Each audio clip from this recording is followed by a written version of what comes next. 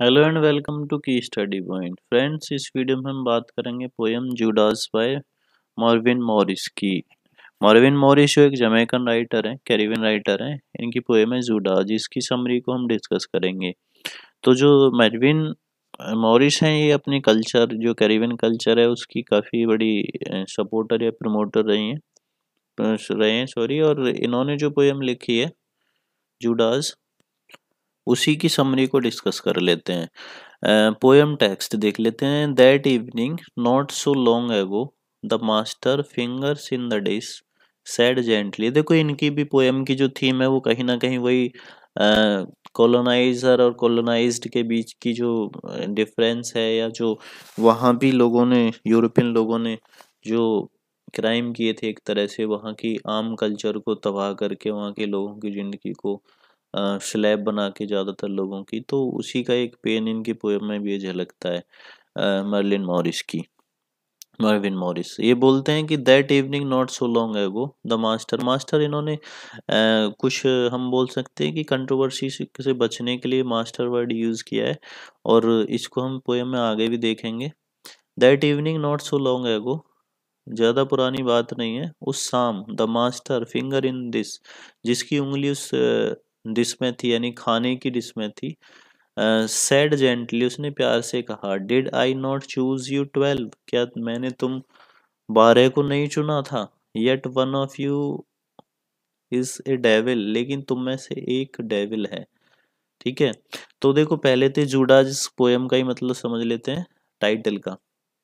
Judas एक 12 लोगों में से, जो इसमें अभी लाइन में भी आया है, 12 अपोस्टल थे जिन्होंने क्रिस्ट के, जिनमें से एक जूडास था जो विश्वासघाती हो गया, और उसने जूड इसको क्रिस्ट को अ, मतलब पकड़वा दिया था, और फिर उनको सूली पर चढ़ा दिया गया था। तो 12 लोगों में से एक व्यक्ति था जूडास, जिसको विश्वासघाती हम बोल सकते हैं, जिसको ट्रेटर बोल सकते हैं, देशद्रोही या गद्दार। तो ये बोलते हैं, क्या मैंने 12 को नहीं चुना था, जिसमें से एक डेविल था, दानव था या राक्षस था, हम बोल सकते हैं अपनी भाषा में, मॉकिंग। और फिर वो मतलब मॉक करते हैं, मजाक हंसते हैं। ही ग्लांस्ड एट मी, और फिर वो मेरी तरफ देखते हैं, एंड अदर्स, और फिर दूसरों की तरफ, कि on cue looked my way too, और उन्होंने कुछ संकेत करते हुए मेरी तरफ देखा। The odd man out is always Judas, और उन सब व्यक्तियों में, यानी ऑड मैनों में, जो सबसे आउट दिखता था वो जूडास था। यानी जो ऑड मैन है उनमें सबसे जो डिफरेंट दिखने वाला है वो जूडास है। We are from Galilee, nasty little province, smell of fish. हम सभी, we we are from Galilee, हम गैलीली हैं, एक लिटिल प्रोविंस है। ठीक है।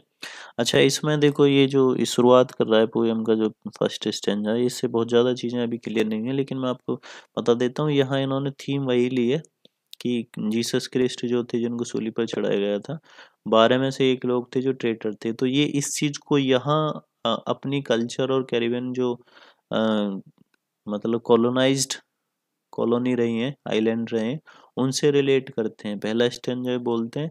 और इसका डीप सेंस आगे पता चलेगा, निकलता है कि जो द्रोही होते हैं, गद्दार होते हैं, वो कैसे अपनी कल्चर, अपनी संस्कृति को, या अपने देश को बर्बाद करने में दूसरे लोगों के साथ मिल जाते हैं।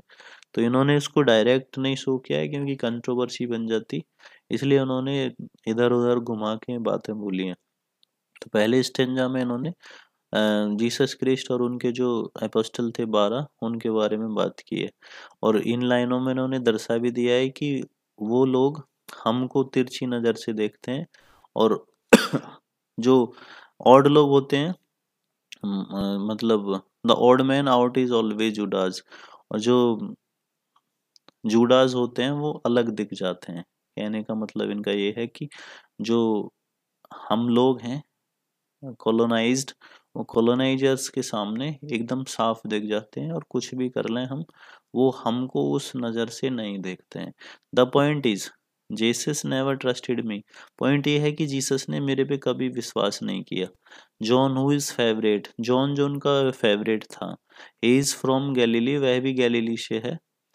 लाइक पीटर, पीटर की तरह, एंड्रू की तरह, all the cosy band, which Galilean Lord will sit at your right hand, और जो लॉर्ड है वो क्रिस्ट के राइट हैंड पे बैठेगा। तो इस पोयम, इस स्टैंजा से भी दर्शाते हैं कि जो कॉलोनाइजर्स हैं वो हमारी कल्चर के लोग, हमारे लोग, उनकी कितनी भी गुलामी कर लें, कितना भी उनके साथ घुल मिल लें, लेकिन हमारे लोग कभी भी उनके दिल में नहीं बस पाएंगे।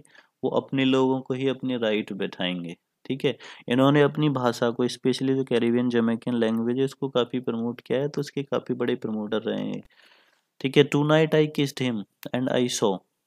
अब इसके बाद थर्ड स्टैंजा में बोलते हैं, tonight I kissed him and I saw, आज रात मैंने उनको किस किया और देखा, दैट मॉकिंग ग्लांस अगेन, उस मॉकिंग मतलब हंसी वाली नज़र को, मतलब हंसने मतलब हंस के देखते हैं किसी किसी की तरफ, तो कई बार ह्यूमिलेट करने के लिए होती है। दैट मॉकिंग ग्लांस अगेन, मैंने उस मॉक करने वाली नज़र को देखा। बेड रेस्ट दो द मास्टर विद ए किस, और उस मास्टर को एक किस के साथ बैटरी किया।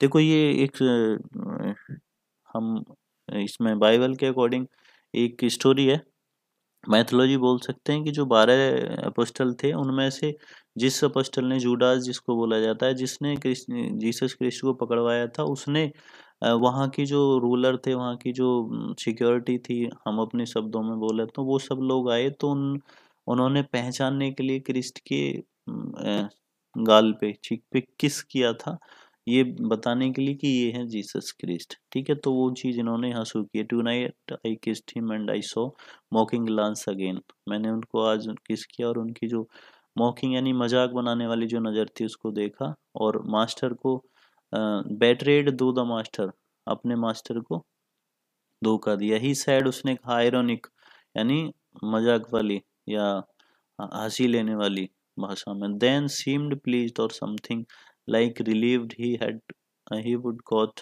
मी राइट, और उन्होंने सीम्ड प्लीज्ड पे थोड़ा सा प्रसन्न हुए और कुछ उनको आराम फील हुआ। दैट नोइंग जज of man he surely out to realize the truths are often complicated, और व्यक्ति को नोइंग जज ऑफ मैन, अब यहाँ देखो ये चीज आ जाती है, दैट नोइंग जज ऑफ मैन, ये जो यूरोपियन लोग हैं, कॉलोनाइजर्स लोग हैं, उनको जज माना जाता है। नोइंग जज यानी जानते हुए जज सब चीज को, ऑफ मैन मानवता के, लोगों के।